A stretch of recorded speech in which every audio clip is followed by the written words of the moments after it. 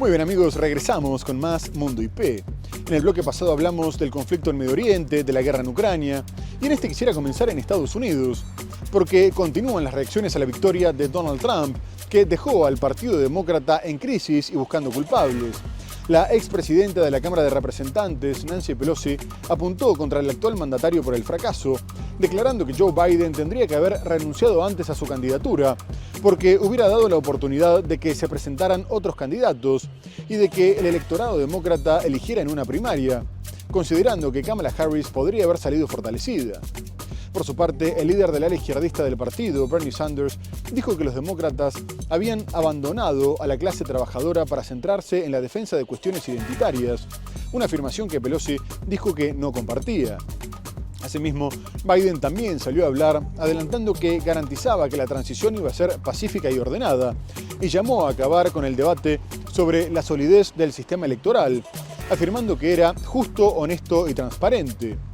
Además, pidió bajar la temperatura de la política estadounidense y dejar de considerarse adversarios para verse como compatriotas, aunque está buscando blindar cuestiones clave para que el republicano no pueda modificarlas, como el apoyo a Ucrania, enviando toda la ayuda que ha sido aprobada, la protección del medio ambiente, aunque se da por hecho que Trump se va a retirar del Acuerdo de París, y la reconstrucción de infraestructura.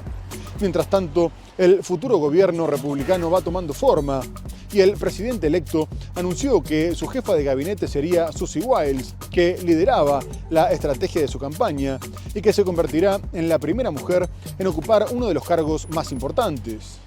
Yesterday, I spoke with President-elect Trump. El presidente de Estados Unidos, Joe Biden, aseguró el jueves que garantizará una transición pacífica y ordenada en el país, luego del triunfo en las elecciones del republicano Donald Trump. En un discurso a la nación desde la Casa Blanca, llamó además a los estadounidenses a rebajar la temperatura política tras la arrolladora victoria electoral de Trump. Algo que esperamos poder hacer, independientemente de a quién hayan votado, es vernos unos a otros no como adversarios, sino como compatriotas. Bajar la temperatura. También espero que podamos acabar con la cuestión de la integridad del sistema electoral estadounidense. Es honesto, es justo y es transparente.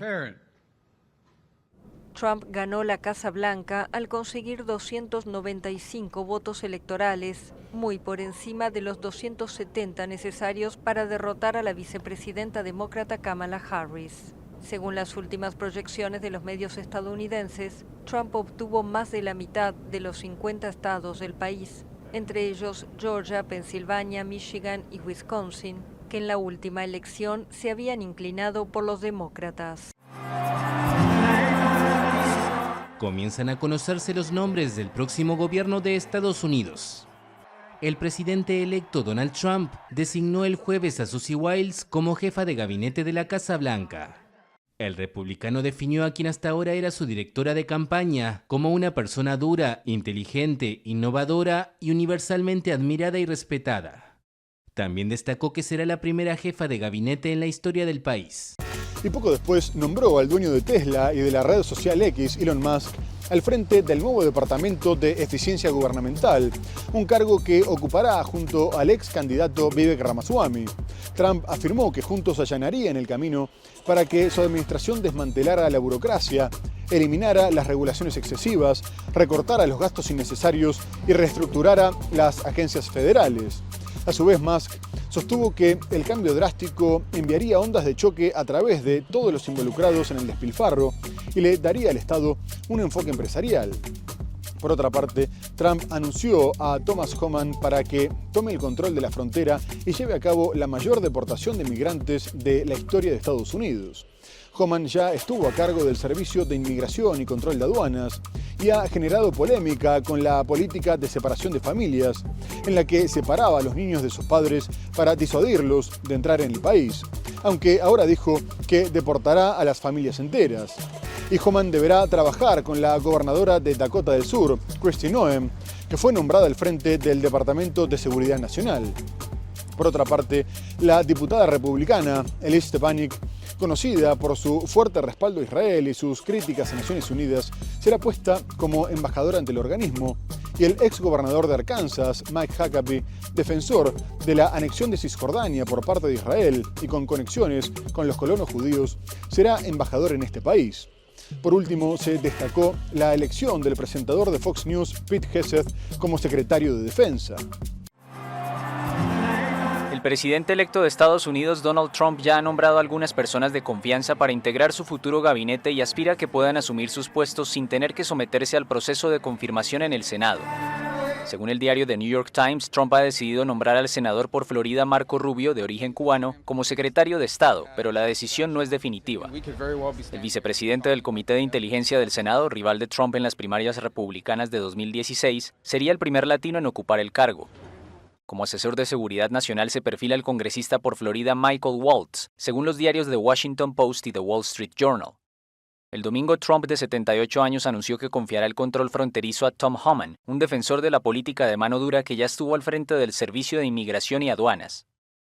Estuvo a cargo de ICE durante año y medio y lideró el Departamento de Inmigración y Aduanas durante la separación de casi 5,000 niños de sus padres. Is there a way to carry out mass deportation without separating families? Of course there is. Families can be deported together. Trump, que asumirá en enero, nombró el lunes como jefe de la Agencia de Protección Ambiental a Lee Zeldin, un excongresista republicano de 44 años del estado de Nueva York. En la misma línea, el magnate anunció a la congresista republicana Elise Stefanik, de 40 años, como embajadora de Estados Unidos ante Naciones Unidas. Según la Constitución estadounidense, el Senado debe aprobar los nombramientos hechos por el presidente, pero Trump ya ha dicho que intentará saltarse este paso. Para ello, pretende utilizar una cláusula constitucional que permite al presidente realizar nombramientos temporales cuando el Senado no sesiona. Y después de que la inteligencia estadounidense advirtiera que Irán tenía un plan real para matar a Donald Trump como represalia por la orden de asesinato del republicano contra el líder de la Guardia Revolucionaria, Qasem Soleimani, en su pasada presidencia, el Departamento de Justicia comunicó que había acusado formalmente a 3 personas por el supuesto complot. Hay 2 ciudadanos de Nueva York detenidos, mientras que el supuesto contacto iraní, Farhad Shakeri, que había recibido orden de dirigir una red de criminales para que llevara a cabo el asesinato, vive en la República Islámica tras haber sido deportado de Estados Unidos en el 2008. Según la acusación, los implicados habían sido contratados por un agente de Teherán, que también encargó el asesinato de un estadounidense de origen iraní. Tanto Shakeri como los otros 2 implicados fueron acusados de intento de asesinato por encargo, conspiración y blanqueo de capitales, mientras que el iraní también es señalado por terrorismo. A su vez, la investigación indica que la orden era asesinar a Trump antes de la primera quincena de octubre o suspender el plan hasta después de las elecciones, ya que creían que no iba a ganar. El fiscal general de Estados Unidos, Merrick Garland, dijo que había pocos actores en el mundo que representaran una amenaza tan grave como Irán. Pero el vocero del Ministerio de Exteriores iraní, Esmail Bagay, respondió que las acusaciones eran completamente infundadas y que eran una repugnante conspiración de los sionistas y los círculos antiiraníes para complicar las relaciones con Estados Unidos, y recordó que acusaciones similares en el pasado resultaron ser falsas. Irán encabezó un nuevo complot para asesinar al hoy presidente electo Donald Trump durante las campañas presidenciales. Lo dio a conocer este viernes el Departamento de Justicia en una denuncia criminal con 6 cargos, entre ellos asesinato por encargo, apoyo a organizaciones terroristas y lavado de dinero en contra de 3 individuos. Farhad Shakeri, quien vive en Teherán pero fue deportado de Estados Unidos en 2008 tras estar en prisión 14 años por robo, y 2 ciudadanos estadounidenses mencionados en conexión con otro intento de asesinato, Jonathan Lodhol de Staten Island y Carly Rivera de Brooklyn, Nueva York, quienes según fotografías obtenidas por las autoridades tenían en su posesión varias armas de fuego entre pistolas y ametralladoras. Fue a mediados de septiembre cuando un funcionario de la Guardia Revolucionaria iraní transmitió instrucciones precisas, según el documento, enfocarse en vigilar y en última instancia asesinar al expresidente de Estados Unidos, Donald J. Trump. El plan iraní tenía una fecha límite dentro de la primera quincena de octubre. Si no se consumaba, exigía pausar y continuar después de la elección presidencial, creyendo que sería más fácil asesinar a Trump si perdía los comicios como ellos estimaban. Obviamente no van a descansar porque es que Irán ya entró en la dinámica de lo que le enseña la inteligencia rusa fundamentalmente. Y con la pelea que tienen abierta con Israel también han aprendido ese aspecto de que al enemigo hay que eliminarlo y a quien le debe cuentas hay que cobrársela. Y es que en 2018 el entonces presidente Trump abandonó el tratado nuclear iraní. También ordenó en 2020 el ataque que acabó con la vida del general Qasem Soleimani, uno de los hombres más poderosos de Irán. País que, según el secretario de Justicia, Merrick Garland, representa una de las más graves amenazas a la seguridad nacional. Y aunque la conspiración contra Trump avanzó, no se concretó, lo que limita las consecuencias legales. Tras la victoria de Donald Trump, Irán afirmó que le daba igual quién haya ganado las elecciones, porque ellos dependían únicamente de su fortaleza interior.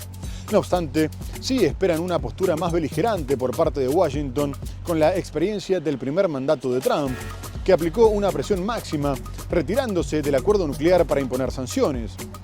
Además, se cree que Israel tendrá vía libre en un momento en el que se teme una confrontación directa con Teherán.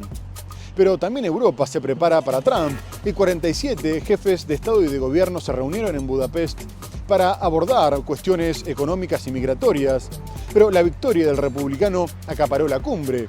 Europa buscó mostrar una imagen de unidad ante la más que probable guerra comercial que desataría el proteccionismo del futuro gobierno, que ya adelantó que impondría aranceles mínimos del 10% a todas las importaciones, y la crisis que se espera en la OTAN por la reticencia de Trump a seguir apoyando a Ucrania. Pero Europa está dividida, como revela la tensión entre Bruselas y el mandatario húngaro Viktor Orbán.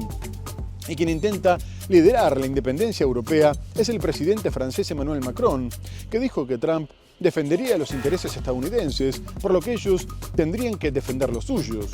A su vez, el primer ministro polaco, Donald Tusk, cree que la era en la que subcontrataban su seguridad a Estados Unidos había terminado. Por último, los líderes analizaron el informe presentado por el expresidente del Banco Central Europeo y primer ministro italiano Mario Draghi, que concluyó que si Europa no invertía 80.000 millones de euros para ser más productivo ante China o Estados Unidos, afrontarían una lenta agonía y tendrían que abandonar su modelo social. Europa quiere mostrar un frente unido ante el retorno de Donald Trump a la Casa Blanca. Un total de 47 líderes del continente iniciaron el jueves una reunión en Budapest, con una agenda formalmente centrada en economía y migración. Pero el foco cambió tras la victoria de Trump en las presidenciales estadounidenses. Quiero aprovechar la oportunidad para felicitar de nuevo a Donald Trump por su clara victoria. Estoy deseando volver a trabajar con él para reforzar el vínculo transatlántico. Debatiremos aquí específicamente los temas para los próximos años que tenemos por delante. Hemos demostrado que Europa puede asumir su responsabilidad permaneciendo unida.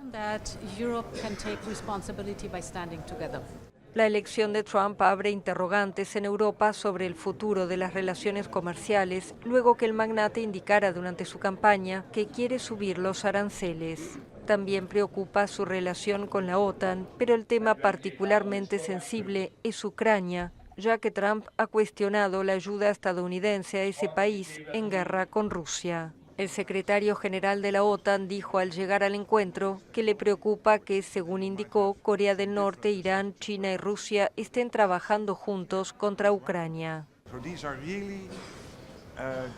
Estos son nuevos desarrollos realmente peligrosos y tenemos que discutir eso hoy. Pero también espero sentarme con el presidente Trump y analizar cómo vamos a asegurarnos de forma colectiva de enfrentar esta amenaza y que mantengamos nuestra parte de la seguridad. Mientras tanto, la presión en Alemania sobre el canciller Olaf Scholz aumentó después de que terminara de romperse la coalición gobernante y le pedían que convocara elecciones anticipadas lo antes posible.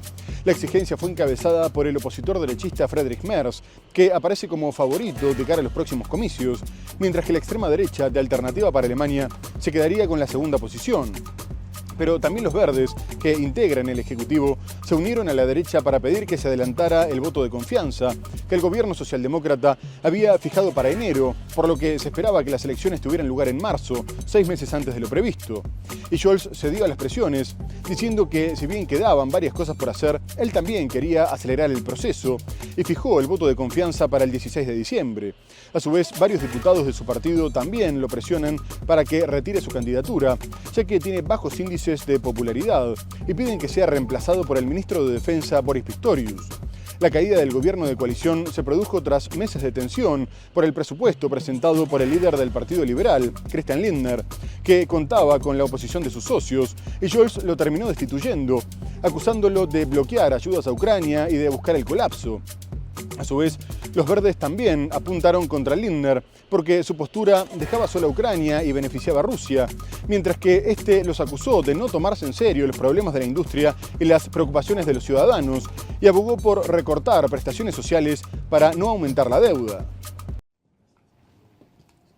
Alemania celebrará elecciones legislativas anticipadas el 23 de febrero tras el estallido de la coalición de Olaf Scholz. Tras varios días de pulso, la fecha fue decidida en acuerdo con el principal partido de oposición, según dijeron el martes a la AFP fuentes del partido gobernante. Según otra fuente, Scholz presentará una moción de confianza en la Bundestag, la Cámara Baja del Parlamento, el 16 de diciembre. La votación de los diputados tendrá lugar 2 días después. El sacudón llega en el peor momento para la primera economía europea, inmersa en una grave crisis industrial y preocupada por las repercusiones que el regreso de Donald Trump a la Casa Blanca tendrán en su comercio y su seguridad. Scholz, que ahora está al frente de un gobierno minoritario con los verdes, contemplaba inicialmente una moción de confianza el 15 de enero y elecciones en marzo. La implosión del gobierno tripartito se dio a raíz de que Scholz cesara a su ministro de Finanzas, el liberal Christian Lindner, debido a profundos desacuerdos sobre la política económica. Esta crisis es el desenlace de meses de disputas entre los 3 partidos del gobierno sobre la política económica a seguir, acentuadas durante la preparación del presupuesto de 2025, que debe cerrarse en noviembre.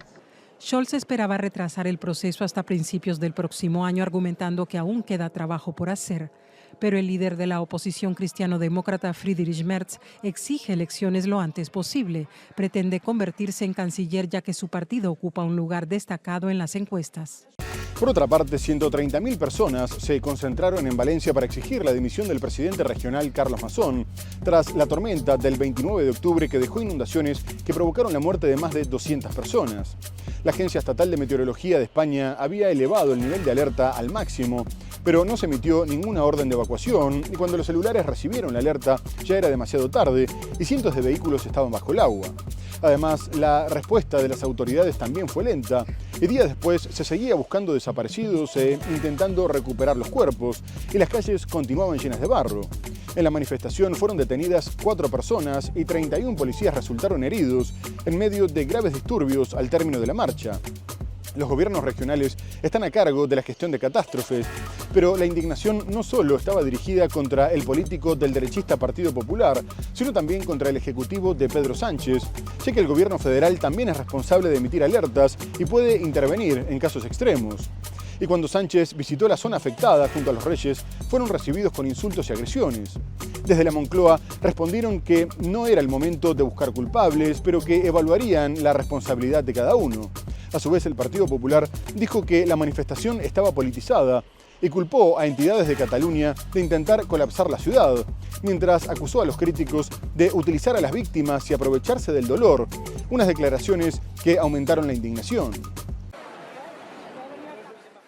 Enfrentamientos entre manifestantes y la policía durante la marcha pacífica en la que miles de personas pidieron la dimisión del presidente de la Generalitat Valenciana, Carlos Mazón. El presidente regional está siendo criticado después de que su gobierno regional no enviara alertas a tiempo antes de las inundaciones que anegaron varias zonas de Valencia, provocando muertos, desaparecidos y miles de daños materiales. Mazón argumenta que la magnitud de las inundaciones era imprevisible y que su administración regional no recibió una advertencia a tiempo por parte de las autoridades centrales de España, pese a que la Agencia Meteorológica Española había emitido el nivel más alto de advertencia a las 7:30 de la mañana y algunas casas ya estaban inundadas a las 6 de la tarde. Las inundaciones, cuyos efectos han sido comparables a las de un tsunami, han matado al menos 220 personas. La búsqueda de desaparecidos aún está en curso y las calles de muchos municipios valencianos aún cubiertas de barro y escombros. La semana pasada, los Reyes de España, el presidente del gobierno y el propio Carlos Mazón fueron confrontados por los ciudadanos de Paiporta durante una visita a esta localidad, una de las más afectadas por las inundaciones provocadas por las lluvias torrenciales. La multitud desarrojó barro y el presidente, Pedro Sánchez, fue agredido en la espalda antes de abandonar la zona. Las protestas se producen tras nuevas inundaciones que han afectado a la región de Girona, en Cataluña. 30 coches fueron arrastrados en la localidad de Cadaqués, aunque los daños no han sido tan cuantiosos como en la Comunidad Valenciana.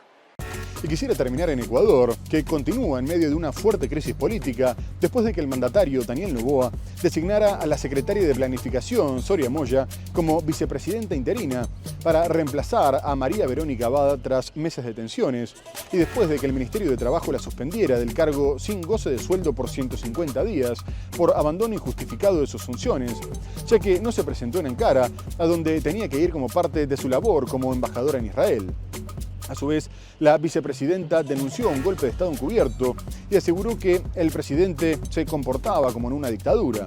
Poco antes, Abad había fundamentado ante el Tribunal Contencioso Electoral su denuncia por violencia política de género contra Noboa y otros funcionarios, presentada meses antes por 8 supuestas agresiones para impedirle su ejercicio de la función pública, destacando que la ley considera grave el intento de acotar, suspender, impedir o restringir la participación de las mujeres en política. El gobierno estaba buscando su renuncia antes de que tuviera que reemplazar a Noboa, ya que está obligado a tomar licencia para hacer campaña para las elecciones del 2025. Y todo esto mientras la ola de violencia afecta a los próximos comicios, ya que el candidato izquierdista Pedro Granja, uno de los 16 que pelean por la presidencia, tuvo que renunciar a hacer campaña pública tras recibir amenazas de muerte y ataques contra su familia y compañeros del partido. Previamente, el candidato derechista Jan Topic también había sido amenazado. Armas que hoy les entregamos. El presidente de Ecuador designó el lunes a su ministra de Planificación, Soria Moya, como vicepresidenta interina. Daniel Noboa tomó la inusual decisión luego de que su gobierno suspendiera por 5 meses a su actual vicepresidenta, Verónica Abad, con quien sostiene una tensa relación. Abad fue suspendida el sábado por el Ministerio de Trabajo debido al abandono injustificado de sus funciones, lo cual equivale a una falta grave a la ley del servicio público. En septiembre, Abad, que se desempeñaba como embajadora en Israel, recibió la orden de trasladarse a Turquía por seguridad en medio de una escalada en la guerra, pero Abad tardó 5 días en instalarse en Ankara. Abad denunció su suspensión como una grosera violación a la ley y estimó que se trata de una estrategia de Noboa para evitar encargarle temporalmente la presidencia mientras él realiza campaña para ser reelecto en las elecciones de febrero. El Ejecutivo sostuvo que Moya, ahora vicepresidenta interina, fue designada de acuerdo a la Constitución. Presidenciable de Ecuador renuncia a hacer campaña pública. Así lo anunció el izquierdista Pedro Granja, uno de los 16 candidatos a la presidencia, tras denunciar amenazas de muerte en su contra y ataques a su familia y a otro candidato del partido. Granja, quien se identifica como un experto antimafias, es el segundo presidenciable, después del derechista Jan Topic, en denunciar intimidaciones en el país, asolado por la violencia del narcotráfico. Evidentemente yo no voy a poder hacer campaña en territorio porque las condiciones no se prestan. Muy bien amigos, se nos ha terminado el programa. Hemos hablado del conflicto en Medio Oriente con las denuncias sobre una limpieza étnica por parte de Israel y el retiro de Qatar como mediador. Abordamos otras cuestiones como la guerra en Ucrania, la conformación del gabinete de Donald Trump, las crisis políticas en Alemania, en Ecuador, pero lo tenemos que dejar hasta el próximo programa para seguir analizando la actualidad internacional por Mundo Ejecutivo. Muchas gracias por habernos acompañado y hasta entonces.